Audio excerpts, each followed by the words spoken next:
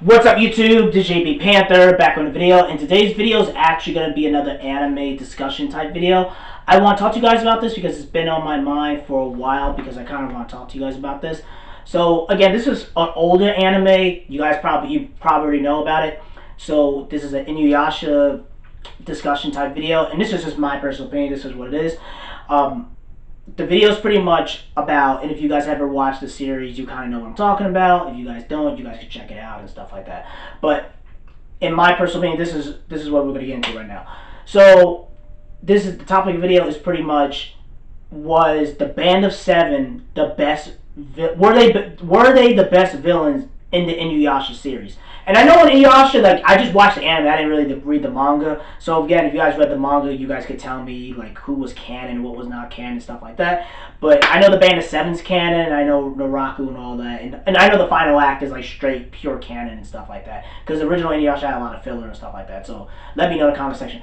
So in my personal, this is how I truly feel. I feel like the Band of Seven, out of all the villains, again, I watched it on Adult Swim when I was really, really young. I felt like they were the more demonic out of all the Inuyasha villains. Because again, you had Naraku and stuff like that, blah, blah, blah. But I just felt like the Band of Seven, when Bankotsu, the leader of the Band of Seven, he was like 17 years old. I think he was the youngest among them, right? He was the only minor in the group. I think everyone else was like 30 or 40 or 50, whatever. So you had Kakotsu, Muikotsu, Suikotsu, Jokotsu, Renikotsu, Suikotsu, and then you had Bankotsu, you know. But you had the Band of Seven. The Band of Seven, to me, when I watched, I'm like, damn, like, I remember watching on Adult Swim, I was like, damn, they are so demonic, evil bastards, man. They're going around killing people, bloodthirsty killers, you know what I mean? And the thing is, you know, they were so powerful and bloodthirsty that the warlords and stuff like that was like, all right, we will pay you whatever you want for your services. But then the nations of the leaders, because the Band of Seven were so damn bloodthirsty, they didn't really care about money and all that. They just cared about killing as many people as they want, and they were just killing innocent people just for fun.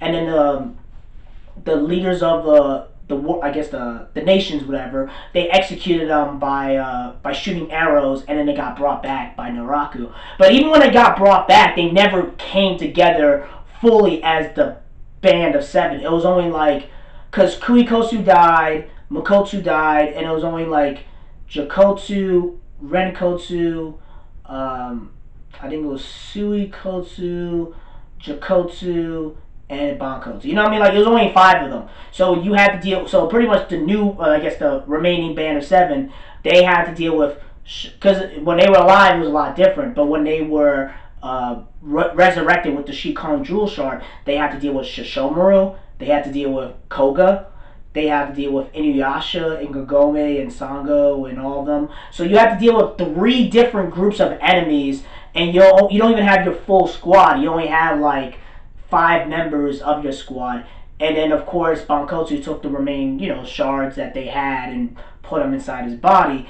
And even then, I just felt like the Band of Seven, they were just badass and cool. I just felt like they were demonic. They didn't care. I felt like they were the best villains in there because they just didn't give a shit. Bankotsu was like, yeah, I'm an evil bastard, and I'm doing this because I want to. And he says, if I die and burn in hell, I will deal with the consequences. And he was in hell. He did die. You know what I mean? He was in a pit of freaking darkness, pretty much. And Naraku brought him back to life just so he can use the Band of Seven for their services as tools and puppets to kill Naraku's enemies. And that was pretty much the goal. But again, I like Bankotsu. I like, again, as a villain, you feel me? He was evil as hell. And the thing is, the way they talked about death and blood, Bankotsu's like, oh, my sword Banryu has killed 1,000 humans and 1,000 demons. And he just talked about that like it was just like, normal. And it's like, man, they started killing people like it was a sport. But I like them as villains because I liked how they stick with their guns, and I liked how they're just like, yo, we're bloodthirsty and we're savages and we're not gonna change our ways even if we got brought back. And the way a lot of them died was kind of fine because again, it wasn't like a trollish death.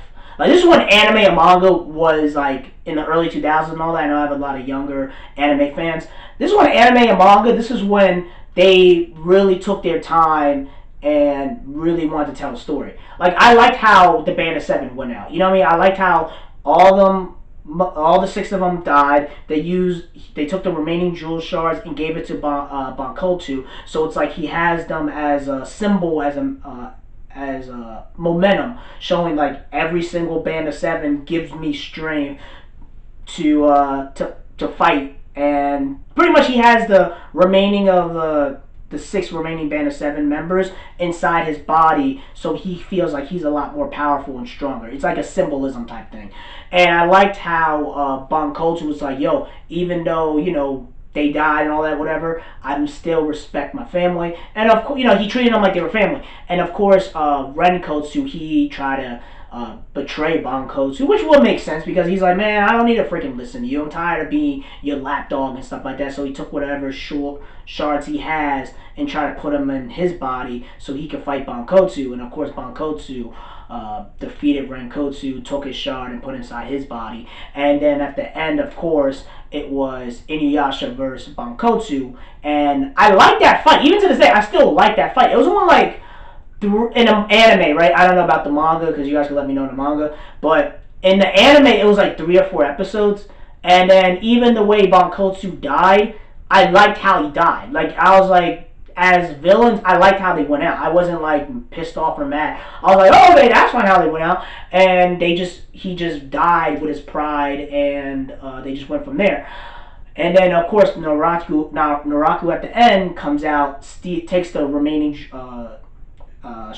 Shikon jewel shards from the Banryu sword, from Bankotsu's body, and then he takes the other shards from Inuyasha that he has in his hand and stuff like that, and then he resurrects himself and makes himself even more powerful, and then that's pretty much the end of the Band of 7. But again, just to let you guys know, I like the Band of 7. I thought they were one of the best villains in the Inuyasha series. Naraku, I liked them, but the problem with Naraku, they kept fucking around a lot. Like, you know what I mean? Like, especially when you watch the final act. Because again, I haven't read the manga, so you guys have to let me know what happens in the manga and stuff like that.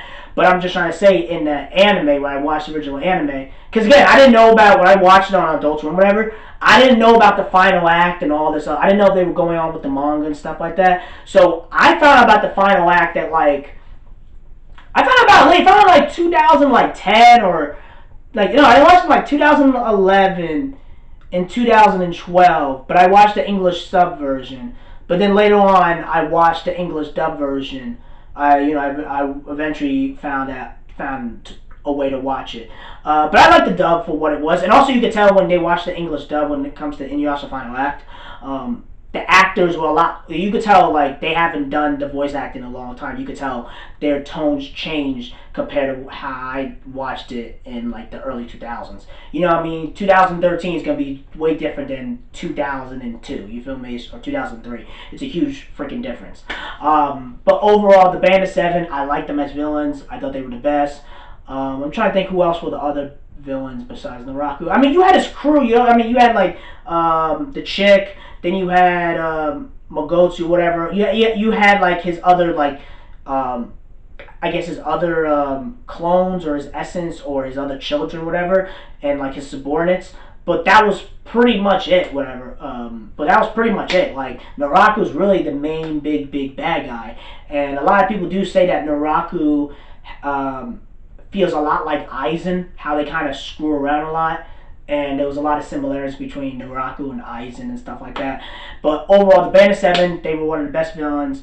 Tell me what you guys think. Do you guys think I'm wrong? Do you think I'm wrong? Do you think I'm right? Do you guys think Naraku was the best villain? I mean, I think he was for what it was. But then you watch the final act, it's like, you know what I mean? Like, then you have the dark Shikon Jewel Shard with the dark essence and with Kagome and all this other stuff. And Inuyasha has to kiss her and all that. They kiss whatever and they destroy the Shikon Jewel Shard. Like, it was weird. Like, because it wasn't really Naraku was the villain, but it was really the Shikon Jewel Shard, which was pure black, was the main villain the whole time. Again, there was a lot of stuff that you could debate about when it comes to Inuyasha, when it comes to the villains. But overall, I enjoyed it. I still think the Band of 7 is the best. But just tell me what you guys think, who was the best villains in the Inuyasha series. That's really it, guys. Let me know in the comment section below. Make sure you rate and like the video and subscribe. Make sure you subscribe to the channel. Peace and have a great day and take care.